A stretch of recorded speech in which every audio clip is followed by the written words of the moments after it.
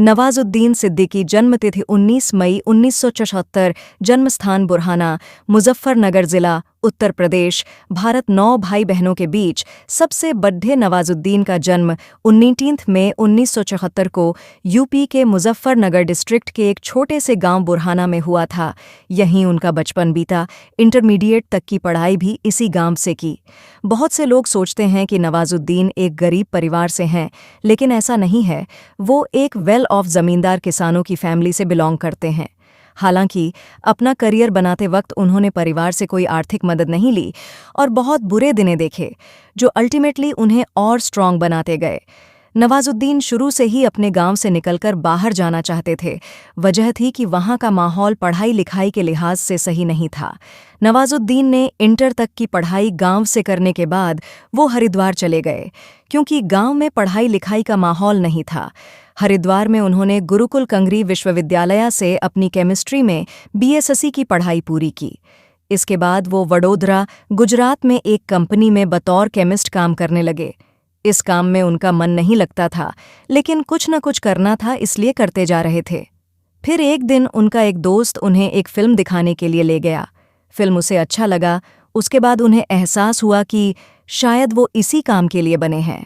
इस बारे में उन्होंने अपने दोस्त सलाह लिया और दोस्त ने समझाया कि एक्टर बनना है तो एक्टिंग सीखनी होगी।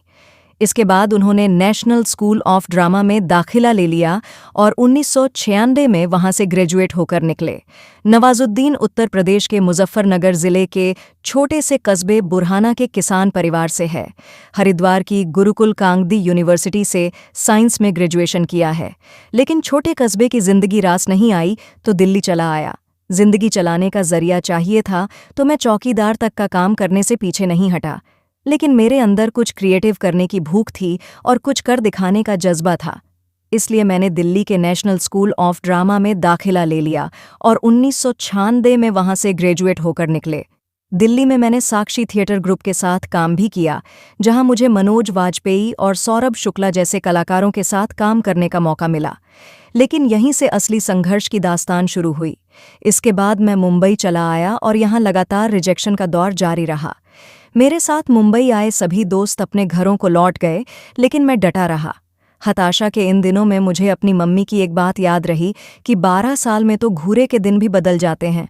बेटा, तू तो इंसान है।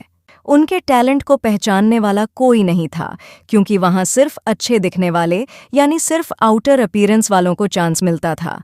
और नवाज के पास वो खूबसूरती नहीं थी जिससे उनको कुछ बड़ा रोल करने को मिलता। इसलिए उन्होंने फिर फिल्मों में काम पाने की कोशिश की। जहां भी फिल्म की शूटिंग चल रही होती थी, नवाज वहां पहुंच जाते थे और वहां काम की तलाश में रहते थे। कोई उनसे पूछता था कि यहाँ क्या करने आए हो, तो नवाज कहते थे, मैं एक्टर हूँ। उन्हें जवाब में यही मिलता था कि दिखते तो नहीं हो, और उन्हें वहां से निकाल दिया जाता था। बार बार ना सुन सुनकर वो थक चुके थे। इतनी बार उन्हें मना किया गया था कि वो कहते थे, ना सुनने की आदत सी हो गई है। अब उन्हें कोई फर्क नहीं पड़ता। लाजमी है कि अगर इंसान को उसके सपने पूरे होते हुए नहीं दिखता है तो वो फ्रस्ट्रेट हो जाता है। नवाज भी हो जाते थे। कई बार सोचते थे कि सब कुछ छोड़ कर वापस अपने गांव, अपने माता पिता के पास चला जाऊं, लेकिन फिर यही सोचकर रुक जाते कि वहां जाकर करेंगे क्या। उन्हें तो सिर्फ एक्टिंग करना ही अच्छा लगता था, उसके अलावा उन्हें किसी और काम में मन नहीं लगता था। यही सोचकर फिर वो रुक जाते और फिर से काम की तलाश में निकल पड्डी डेचत एक्टिंग सीखने के लिए national school of drama NSD दुनिया की सबसे अच्छी जगहों में से एक है। नवाजुद्दीन ने उसमें एडमिशन लेने का सोचा, पर उसके लिए पहले से कुछ प्लेस का एक्सपीरियंस चाहिए था। इसलिए उन्होंने एक प्ले ग्रुप ज्वाइन कर लिया, जिसका नाम था साक्षी थिएटर ग्रुप। यही वो ग्रुप था जिसमें उनके साथ मनोज वाजपेयी और सौरभ शुक्ला भी एक्टिंग के गुर सीख रहे थे। नवाजुद्दीन छोटे मोटे नाटक करने लगे, पर इन नाटकों से पैसे नहीं मिलते थे और दिल्ली में सस्टेन करना था तो पैसे तो चाहिए थे। वे नौकरी तलाशने लगे। एक दिन उन्हें किसी पब्लिक टॉयलेट की दीवार पर चिपका पोस्टर दिखा। लिखा था, सिक्योरिटी गार्ड्स और वॉचमैन चाहिए। नवाजुद्दीन ने कांटेक्ट किया और उन्हें शाहदरा के पास एक टॉयज फैक्ट्री में वॉचमैन की नौकरी मिल गई। कहते हैं, जो लोग अपना सफ़र काफ़ी नीचे से शुरू करते हैं वे काफ़ी ऊपर तक जाते हैं।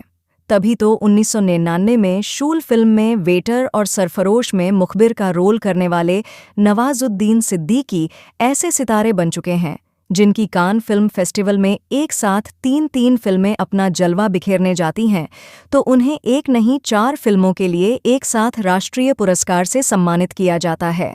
29 वर्षीय नवाजुद्दीन को 2012 की तलाश, गैंग्स ऑफ वासेपुर 1-2 और कहानी के लिए राष्ट्रीय पुरस्कार से नवाजा गया है। नवाज बताते हैं कि मुंबई में संघर्ष का यह ऐसा समय था कि वह एक समय खाना खाते तो दूसरे समय के लाले पड़ जाते। उन्होंने कई बार हार मानने की सोची और सब कुछ छोड़कर वापस गांव जाने का सोचा, लेकिन फिर याद आता कि वह गांव क्या मुंह लेकर जाएंगे। नवाज कहते हैं, मैं वापस जाता तो गांव में सब मजाक उड़ाते कि बड़ा बन रहा था, हीरो बनने गया था, वापस आ गया। तो वापस गांव जाने का विचार मैंने छोड़ ही दिया था।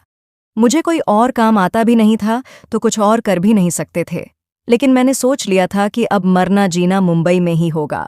इस बीच फिल्मकार अनुराग कश्यप ने उनका एक नाटक दिल्ली में देखा और उन्हें अपनी फिल्म ब्लैक फ्राइडे में काम दिया, जिससे उन्हें अपनी क्षमता दिखाने का मौका मिला। उसके बाद फिराक, न्यूयॉर्क और देवडी जैसी फिल्मों में काम मिला। वह कहते हैं, समस्या ये हुई कि न्यूयॉर्क फिल्म के बाद कई फिल्मों के रोल के लिए बुलाया गया, लेकिन सभी या तो गुंडे या आतंकवादी के रोल थे, तो मुझे कई रोल से इनकार करना पड़ा। फिर उन्हें पीपली लाइव में भी थोड़ा बेहतर रोल मिला और सुजोय घोष की कहानी में उनका काम सराहा गए। एक्टिंग का एक्सपीरियंस लेने के लिए उन्होंने साक्षी थिएटर ग्रुप के साथ काम भी किया, जहां उन्हें मनोज वाजपेयी और सौरभ शुक्ला जैसे कलाकारों के साथ काम करने का मौका मिला। लेकिन यहीं से असली संघर्ष की दास्तान शुरू हुई। अब उन्होंने सोचा कि ऐसी गरीबी में जीने के बजाय मुंबई में चलना बेहतर होगा। उसके बाद ये मुंबई चले आए और मुंबई में बहुत स्ट्रगल किया, जहां से शुरू हुआ रिजेक्शन का दौर। मुंबई में उन्होंने एनएसडी के सीनियर से मदद मांगी। वो नवाज को अपने साथ रखने के लिए राजी तो हो गए, पर उन्होंने कहा कि उनके साथ रहने के लिए नवाज को उनके लिए खाना बनाना होगा। नवाज बताते हैं कि मुंबई में संघर्ष का यह ऐसा समय था कि वह एक समय खाना खाते तो दूसरे समय के लाले पड़ जाते। उन्होंने कई बार हार मानने की सोची और सब कुछ छोड़कर वापस गांव जाने का सोचा, लेकिन फिर याद आता कि वह गांव क्या मुंह लेकर जाएंगे। नवाज कहते हैं, मैं वापस जाता तो गांव में सब मजाक उड़ाते कि बड़ा बन रहा था, हीरो बनने गया था, वापस आ गया। तो वापस गांव जाने का विचार मैंने छोड़ ही दिया था। मुझे कोई और काम आता भी नहीं था तो कुछ और कर भी नहीं सकते थे, लेकिन मैंने सोच लिया था कि अब मरना जीना मुंबई में ही होगा। इस बीच फिल्मकार अनुराग कश्यप ने उनका एक नाटक दिल्ली में देखा और उन्हें अपनी फिल्म ब्लैक फ्राइडे में काम दिया, जिससे उन्हें अपनी क्षमता दिखाने का मौका मिला। उसके बाद फिराक, न्यूयॉर्क और देवडी जैसी फिल्मों में काम मिला। वह कहते हैं, समस्या ये हुई कि न्यूयॉर्क फिल्म के बाद कई फिल्मों के रोल के लिए बुलाया गया, लेकिन सभी या तो गुंडे या आतंकवादी के रोल थे, तो मुझे कई रोल से इनकार करना पड़ा। फिर उन्हें पीपली लाइव में भी थोड़ा बेहतर रोल मिला और सुजोय घोष की कहानी में उनका काम सराहा गया। एक्टिंग का एक्सपीरियंस लेने के लिए उन्होंने साक्षी थिएटर ग्रुप के साथ काम भी किया, जहां उन्हें मनोज वाजपेयी और सौरभ शुक्ला जैसे कलाकारों के साथ काम करने का मौका मिला। लेकिन यहीं से असली संघर्ष की दास्तान शुरू हुई। अब उन्होंने सोचा कि ऐसी गरीबी में जीने के बजाय मुंबई में चलना बेहतर होगा। उसके बाद ये मुंबई चले आए और मुंबई में बहुत स्ट्रगल किया, जहां से शुरू हुआ रिजेक्शन का दौर। मुंबई में उन्होंने एनएसडी के सीनियर से मदद मांगी। वो नवाज को अपने साथ रखने के लिए राजी तो हो गए, पर उन्होंने कहा कि उनके साथ रहने के लिए नवाज को उनके लिए खाना बनाना होगा। नवाज वो करने के लिए भी राजी हो गए। आखिर उन्हें अपना सपना जो पूरा करना था। शुरुआत में उन्होंने टीवी सीरियल्स में काम करने की कोशिश की। बहुत कोशिशों के बाद उन्हें सीरियल्स में 1-2 बार थोड़े समय के लिए छोटे रोल्स करने को तो मिला, जहां उन्हें ज़्यादातर नोटिस नहीं किया जाता था। उसके बाद उनको ये रियलाइज़ हुआ कि वहां उनकी सही जगह नहीं है। वो कभी कभी निराश होकर वापस अपने गांव लौटने की सोचते थे, लेकिन फिर उनको विचार आता कि वापस गांव जाकर तो खेती करनी पड़ेगी और गांव के लोग मजाक अलग उड़ाएंगे।